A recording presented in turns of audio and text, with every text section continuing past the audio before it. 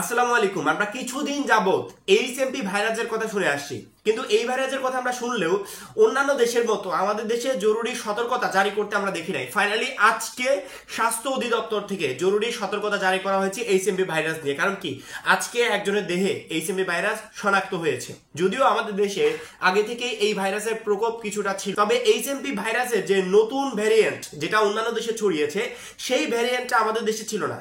Finally একজনের শরীরে শনাক্ত করা হয়েছে, তারপর থেকেই স্বাস্থ্য অধিদপ্তর জরুরি সতর্কতা জারি করা হয়েছে। আমাদের মনে হয় আমাদের সবারই উচিত এই ভাইরাসটা আসলে কি, কেন হয়, কিভাবে ছড়ায়, এই বিষয়গুলো জেনে নিজেদেরকে সতর্ক করা। আমি কিছুক্ষণ আগে আরটিভির একটা রিপোর্ট দেখছিলাম, সেখানে তারা বলছিল নতুন এইচএমভি ভাইরাস নিয়ে স্বাস্থ্য অধিদপ্তরের সতর্কতা। দেশে একজনের শরীরে এইচএমভিভি শনাক্ত হওয়ার সতর্কতা জারি করেছে স্বাস্থ্য অধিদপ্তর। এক সংবাদ বিজ্ঞপ্তিতে অধিদপ্তর জানায়, চীন সহ উপমহাদেশের বিভিন্ন দেশে এইচএমভি ভাইরাসের প্রাদুর্ভাব এবং তীব্র উদ্বেগজনকভাবে বৃদ্ধি পেয়েছে।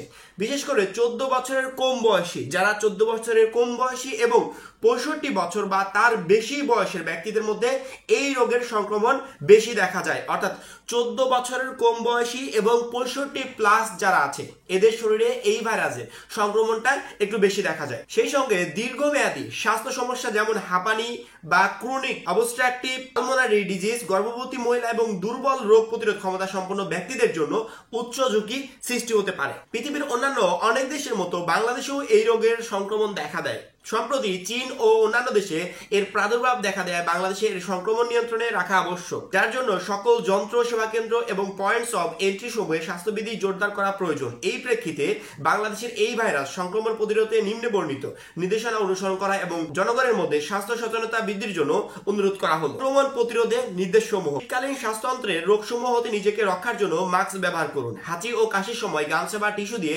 নাক মুখ ঢেকে রাখুন। ব্যবহৃত টিস্যুটি অবিলম্বে ঢাকনাযুক্ত ময়লা ফেলা ঝুড়িতে ফেলুন এবং হ্যান্ড স্যানিটাইজার অথবা সাবান পানি দিয়ে হাত ধুয়ে ফেলুন। আক্রান্ত হয়েছেন এমন ব্যক্তিদের সংস্পর্শে এড়িয়ে চলুন এবং কমপক্ষে 3 ফুট দূরত্ব বজায় রাখুন। ঘন ঘন সাবান ও পানি কিংবা হ্যান্ড স্যানিটাইজার দিয়ে হাত ধৌত করুন অন্তত 20 সেকেন্ড। অপরিষ্কার হাতে চোখ, নাক, কান, মুখ ধরবেন না। আপনি জ্বর, কাশি ও শ্বাসকষ্ট আক্রান্ত হলে সুস্থ না হওয়া পর্যন্ত বাড়িতে থাকুন। প্রয়োজন হলে নিকটস্থ হাসপাতালে যোগাযোগ করুন। উল্লেখ্য, এইচএমপিভি একটি সংক্রামক রোগ এবং যেভাবে এটি ছড়ায় তার সঙ্গে সাদৃশ্য রয়েছে করোনার। বিজ্ঞানীরা বলছেন, করোনার মতোই হাঁচি, কাশি, অন্যান্য রোগের কাছাকাছি অবস্থান, করমর্দন এবং স্পর্শের মাধ্যমে রোগটি ছড়ায়। 2001 সালে চীনে ভাইরাসটির অস্তিত্বের প্রমাণ মিললেও এখন পর্যন্ত এর বিরুদ্ধে তৈরি হয়নি কার্যকর কোনো প্রতিষেধক। চলতি বছরের জানুয়ারির শুরুতে পূর্ব এশিয়ার দেশ চীনে নতুন করে ভাইরাসটির সংক্রমণ ধরা পড়ে। এরপর জাপানেও ভাইরাসটি শনাক্ত হয়।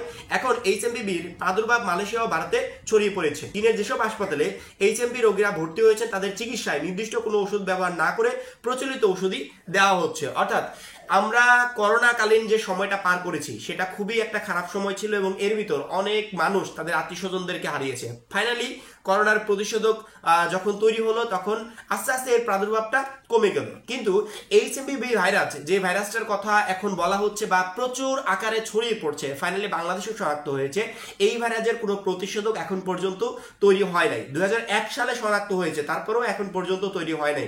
তবে এই ভাইরাসের সাথে করোনার কিছুটা মিল থাকার কারণে করোনা সময়কালীন যেসব ওষুধ ব্যবহার করা হতো তার সাথে সামঞ্জস্য রেখে এখন ওষুধগুলো ব্যবহার করা হচ্ছে নিয়ন্ত্রণের জন্য। তবে আমাদের মনে হয় যে করোনাকালীন সময়ে যেভাবে আমাদের দেশ সহ অন্যান্য দেশে এই ভাইরাসটা একজন থেকে দুইজন, দুইজন থেকে চারজন এভাবে ছড়িয়ে পড়েছিল, আমাদেরকে এখনই সতর্ক হতে হবে যেন আমাদের দেশে এই ভাইরাসটা না ছড়াতে পারে। কারণ কি, আমাদের দেশে যে চিকিৎসা ব্যবস্থা, আধুনিক কোনো প্রযুক্তি নাই বা অন্যান্য সকল দিক থেকে চিকিৎসা ব্যবস্থার দিক থেকে আমরা একটু উন্নত দেশগুলোর থেকে পিছিয়ে। সেক্ষেত্রে আমরা যদি একটু নিজেরা সতর্ক থাকি, যেগুলো লক্ষণের কথা একটু আগে বললাম বা নিজেদেরকে সেফ রাখার কথা বললাম, এগুলো যদি আমরা একটু ঠিক রাখতে পারি, সেক্ষেত্রে আমার মনে হয় সবাই সচেতন থাকলে ভাইরাসটার মোকাবেলা করা অবশ্যই সম্ভব। যেহেতু বাংলাদেশে অলরেডি ইতিমধ্যে একজনের শরীরে ছড়িয়ে পড়েছে এবং সেই সাথে এটা একটা সংক্রামক ভাইরাস, একজনের থেকে দুইজন, দুইজনের থেকে তিনজন, একেবারে ছোঁয়াচের মতো ছড়িয়ে পড়ছে। সেক্ষেত্রে এটা ছড়াতে হয়তো বা বেশি দিন সময় লাগবে না। আমার চ্যানেলের সাথে যে সমস্ত শিক্ষার্থীরা এই মুহূর্তে যুক্ত আছে, প্রত্যেকটা শিক্ষার্থীকে বলবো অবশ্যই এই বিষয়ে সতর্ক থাকবে এবং অন্যদেরকে সতর্ক করবে। এখন এই পর্যন্ত। এই বিষয়ে পরবর্তী আপডেট পেতে অবশ্যই আমাদের চ্যানেলটা সাবস্ক্রাইব করে পাশে বেল আইকনটাতে ক্লিক করে রাখবে। সবাই ভালো থাকবে, সুস্থ থাকবে। আল্লাহ হাফেজ।